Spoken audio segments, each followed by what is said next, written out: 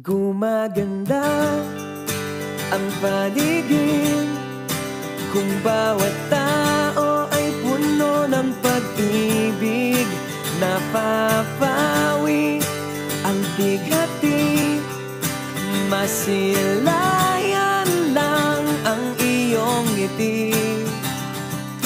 Okay gandang isipin ang isang mundong puno ng pag-ibig.